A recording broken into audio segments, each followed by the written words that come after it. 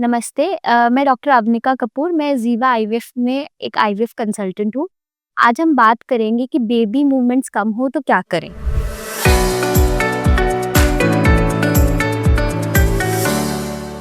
अगर आप सो रहे हैं या लेटे हुए हैं, खाना खा के हटे हैं, तो उसके 1 घंटे बाद आप थोड़ा रेस्ट लेंगे और चेक करेंगे कि आपके पेट में हलचल कितनी हो रही है बेबी की। ये जनरली देखा गया है आफ्टर 32 वीक्स।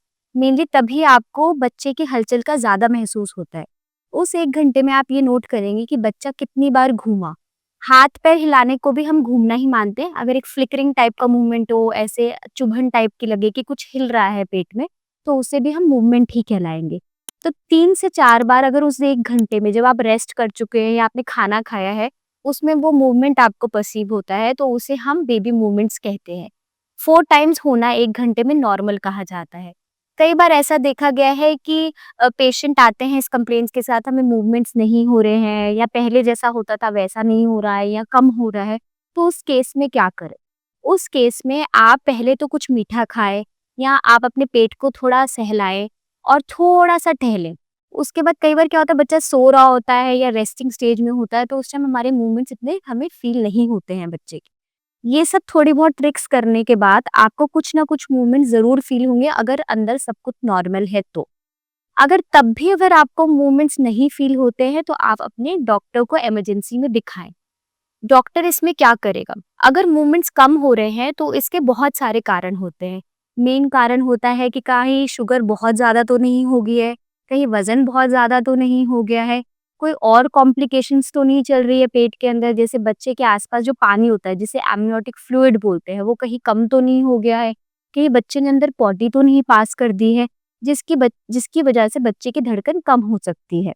तो जब आप डॉक्टर को विजिट करेंगे तो सबसे पहले वो एक नॉन स्ट्रेस टेस्ट नाम का एक 20 मिनट्स का स्ट्रिप निकालेगा। जैसे हमारे अडल्ट्स की ईसीजी होती है, ऐसे बच्चे की एक ईसीजी होती है 20 मिनट्स की। उसको निकालेगा, हाथ में आपके एक प्रोब देंगे जिसको आपको प्रेस करना होगा लेफ्ट लैटरल पोजीशन, मतलब उल्टे हाथ की करवट की तरफ लेटे-लेटे आपको वो प्रेस करना होगा।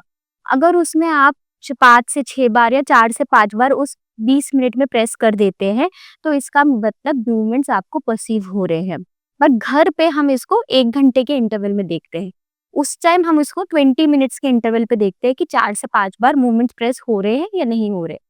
इसके बाद नेक्स्ट स्टेप आता है कि पेशेंट का फिर हम एक रिपीट अल्ट्रासाउंड कराते हैं। हम ये नहीं देखते पहले उसका हुआ है या नहीं हुआ है। उस कंप्लेंट्स की वजह से हम उसका एक रिपीट अल्ट्रासाउंड कराते हैं। अल्ट्रासाउंड में ये देखा जाता है कि जो बच्चे के आस-पास पानी है वो कितना, उसका मेज़रमेंट कितना है। अगर उसका मेज़रमेंट कम है तो इसका मतलब डिलीवरी जल्दी कराने का प्लान बनाना पड़ जाएगा। या दूसरा ये होगा कि डिलीवरी को इंड्यूस करना पड़ सकता है, मतलब दवाई देके आर्टिफिशियल पेन्स देके डिलीवरी करानी पड़ सकती है। फिर भी अगर हम अल्ट्रासाउंड कराएँ और एक डॉपलर नाम का, मतलब रंगीन अल्ट्रासाउंड कराएँ और उसमें ये पता लगता है कि बच्चे के आस-पास ब्लड फ्लो की कमी है या प्लेसेंटल इनसफिशिएंसी है, तो भी हमें थोड़ी-सी डिलीवरी जल्दी करानी पड़ सकती है। उस टाइम हम ये नहीं देखेंगे कि वीक्स कितने हो रहे हैं।